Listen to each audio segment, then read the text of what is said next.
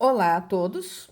O assunto dessa aula é misturas físicas de gases perfeitos. Então, até a aula passada, nós estávamos falando em transformações gasosas e a partir de agora, nós vamos falar do que acontece com pressão, volume e temperatura quando eu misturo gás diferente. Coloco ou todos os gases no mesmo recipiente, ou eu vou ligar esses gases a alguma mangueira para fazer a união deles. Então, agora nós vamos passar a falar do que acontece com as grandezas físicas quando nós realizamos mistura de gás. Vou começar lembrando que na aula passada nós falamos de equação geral dos gases, P1V1T1 é igual a P2V2T2. Como isto aqui era sempre constante, essa constante eu chamei de K, e depois eu disse que essa constante dependia do número de mols e estava relacionada com a constante geral dos gases. E aí apareceu um N vezes R, e nós ficamos com a expressão PV igual a nRT. Esse T que fica dividindo passou para o outro lado, multiplicando. Se a transformação era isobárica, eu cancelava os P's e ficava com V1T1 igual a V2T2. Se ela era isovolumétrica, eu cancelava o V1 e o V2, já que eles são iguais, ficava com P1T1 igual a P2T2. Se ela fosse isotérmica, eu cancelava os T's e ficava com P1V1 igual a P2V2. Se ela fosse adiabática, eu não cancelava nada, porque não mantinha nada constante. Lembrando que todas as situações que eu trabalho com gás, seja na equação geral ou seja na equação de Clapeyron, eu sempre tenho que trabalhar na escala Kelvin. E para transformar Celsius em Kelvin, eu somo 273. E as outras unidades vão depender da constante geral dos gases. Isso é, se está em atm, litros, mol, Kelvin, se está no sistema internacional em joules, mol, Kelvin, ou ainda pode estar em calorias, mol, Kelvin. Então, eu preciso ficar atenta ao R para saber as unidades de medida das grandezas físicas que estão envolvidas no problema. Falei ainda dos gráficos da transformação isovolumétrica, da transformação isobárica e da transformação isotérmica. E fiz algumas questões comentadas com vocês. Então, a partir de agora, eu estou com dois recipientes, perdão, um recipiente onde eu coloquei um gás A e um recipiente onde eu coloquei um gás B, e agora eu vou juntar esses dois gases em um novo recipiente, ok?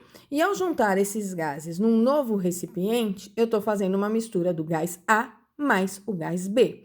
O gás A estava com uma pressão A, ocupava o volume A, que era o volume desse recipiente, e tinha uma temperatura própria dele, que era a temperatura que nós chamamos de temperatura A. Eu misturo com o gás B, que tem pressão B, volume B, que é o volume deste recipiente, e está com uma temperatura B. Quando eu misturo os dois, depois de um certo tempo, eles entram em equilíbrio térmico. Então, essa minha temperatura, que aparece aqui de equilíbrio térmico, vai ser a temperatura da mistura. Nesse caso, como eu estou trazendo A e B para esse novo recipiente, o volume da mistura vai ser o volume desse novo recipiente. Se eu tivesse colocado o gás B dentro do recipiente do gás A, o volume da minha mistura seria o volume do recipiente do gás A. Se eu tivesse colocado o gás A dentro do recipiente onde está o gás B, trazendo o gás A para cá, o volume da minha mistura seria o volume do recipiente B, ok? Mas aqui eu estou propondo A e B juntos em um novo recipiente, onde eu posso calcular o volume da mistura calculando o volume desse novo recipiente. Ao estar aqui dentro, esse gás A mais B atingiu o equilíbrio térmico, portanto, eu tenho que calcular essa temperatura, mas eu não vou calcular usando as expressões de calorimetria, tá? O que eu sei que se mantém constante quando eu faço uma mistura gasosa? O que eu sei é que quando eu misturo o gás A com o gás B, o número de mols dessa minha mistura vai corresponder ao número de mols do gás A mais o número de mols do gás B. Então, em toda mistura gasosa, o número de mols da mistura é a soma dos números de mols de cada um dos gases que eu estou colocando dentro do novo recipiente ou do que eu estou juntando. Aqui eu escrevi que o N da mistura é o N do A mais o N do B. Se tivesse um outro gás, eu colocaria mais N do C, mais um outro gás, mais N do D. Vou pegar a equação de Clapeyron, PV igual a nRT, e vou isolar o N.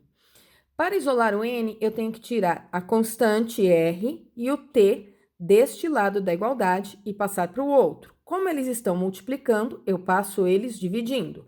Eu fico, então, que N é PV dividido por RT. Então, quem é NA? O NA vai ser PAVA sobre RTA. Escrevi aqui, ó, PAVA sobre RTA. Quem é NB? O NB vai ser PBVB dividido por RTB. Escrevi aqui. Quem é o N da minha mistura? Ele vai ser a pressão da mistura multiplicado pelo volume da mistura dividido pela constante do gases vezes a temperatura da mistura. Então, ó, apareceu M de mistura em todos os termos aqui relevantes. Esse volume da mistura eu posso simplesmente calcular se eu souber as dimensões do meu recipiente novo, ou ela pode ser qualquer uma das dimensões que eu tiver aqui, tá certo? Então, vamos substituir N da mistura por P da mistura, volume da mistura, R, temperatura da mistura. NA eu vou substituir por todo esse termo. NB eu vou substituir por todo esse termo. R aparece nos denominadores, eu posso simplificar. E quando eu simplifico, eu fico com pressão da mistura, volume da mistura, dividido pela temperatura da mistura, igual a pressão do gás A, volume do gás A, dividido pela temperatura do gás A, mais pressão do gás B, volume do gás B, temperatura do gás B. Se eu tivesse um gás C, pressão do gás C mais vezes volume do gás C sobre temperatura do gás C. Então, a pressão vezes o volume dividido pela temperatura da mistura é igual à somatória de todos os P's vezes T's dos gases que eu estiver somando, que eu estiver misturando, ok? Vamos para algumas questões comentadas sobre isso. Esse assunto vocês também já devem ter visto em química, então eu vou relembrar aqui com um exemplo para vocês. 3 recipientes contêm gases sobre pressão e volume, conforme representado a seguir. Então, eu tenho um recipiente 1, cujo volume é 200 centímetros cúbicos e a pressão dele é 4 vezes 10 a quinta newton por metro quadrado. Então, aqui está o meu gás 1. Gás 2 tem volume de 500 centímetros cúbicos, pressão de 6 vezes 10 a quinta newton por metro quadrado. Gás 3, volume 3 igual a 120 centímetros cúbicos, pressão 3 igual a 5 vezes 10 a quinta newton por metro quadrado. As paredes dos recipientes são diatérmicas, isto é, permitem trocas de calor com o meio externo. Abrindo-se as válvulas A e B, então tem 2 válvulas, A e B, os gases se misturam sem reações químicas, mantendo a temperatura constante, igual à temperatura ambiente. Qual é o valor aproximado da pressão final da mistura? Então, eu sei volume 1, pressão 1 e o gás 1 está na temperatura ambiente por causa das paredes do recipiente, que permitem troca com o meio externo. Então, ele está com a temperatura do meio externo. Eu sei do gás 2, o volume, a pressão e a temperatura, que é a temperatura do meio externo. Eu sei volume, pressão e temperatura do gás 3, porque também é a temperatura do meio externo. Eu só abri as válvulas, misturando esses 3 gases, de tal forma que não existiu reação química, e ao misturar gases que estão na mesma temperatura, que é a temperatura ambiente, eles vão permanecer na temperatura ambiente também. E o problema quer saber qual é o valor da pressão final da mistura. Reparem, eu só abri as válvulas, o que significa que esses 3 gases, agora, quando misturados, estão ocupando um volume que é o volume 1, mais o volume 2, mais o volume 3. A mistura ocupa esses 3 balões, o que significa que o volume da mistura vai ser 200 mais 500 mais 120. Então, são esses 3 volumes juntos que vão estar sendo ocupados pela mistura. Usando o que eu acabei de falar para vocês, pressão da mistura vezes volume da mistura sobre temperatura da mistura vai ser a somatória de todos os P's VTs. Então, P1 V1 T1 mais P2 V2 T2 mais P3 V3 T3. Eu sei que o número de mols da mistura vai ser o N1 mais o N2 mais o N3, por isso que eu escrevi essa expressão. Eu sei que a temperatura 1, a temperatura 2 e a temperatura 3, a temperatura da mistura é a temperatura ambiente, então eu posso cancelar esses T's que aparecem aqui, ó, eu cancelei eles. O que mais eu sei? Eu sei que o volume da mistura, os gases vão ocupar os 3 recipientes juntos, o que me dá 820 centímetros cúbicos. Então, eu vou pegar essa expressão sem o T, que eu estou cancelando, afinal, a temperatura são todas iguais, e vou achar esse P aqui. Então, pressão da mistura vezes o volume da mistura, que é 820, é igual a pressão 1, que eu tenho aqui 4 vezes 10 à quinta, vezes o volume 1. E o volume 1 eu tenho aqui é 200. Então, aqui eu tenho P1, V1. Agora, eu tenho que somar com P2, V2. P2, V2, que eu peguei daqui, ó. Que eu vou somar com P3, V3. Aqui tá o P3 vezes o V3, que eu peguei daqui. Então, eu vou fazer esta multiplicação. Então, 4 vezes 200, o que vai me dar 800 vezes 10 à quinta.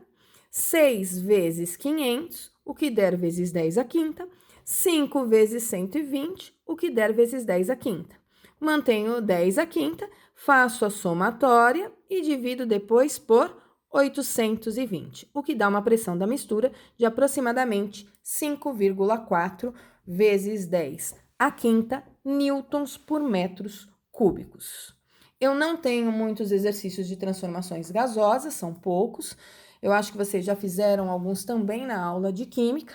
Então, eu encerro a aula de hoje por aqui, deixando apenas uma aula para vocês assistirem, porém, uma lista um tanto quanto longa, e por isso eu vou dar um prazo maior para vocês fazerem essa lista, tá? A lista envolve tudo que eu falei até agora de gás, transformações gasosas, isotérmica, isobárica, isovolumétrica, adiabática, com seus gráficos, e ainda a equação geral dos gases, mais a equação de Clapeyron e misturas gasosas. Então, é uma lista bem completa para a gente trabalhar bastante exercício sobre isso antes de entrar nas leis da termodinâmica. Se cuidem, permaneçam bem e até a próxima semana. Um grande abraço a todos.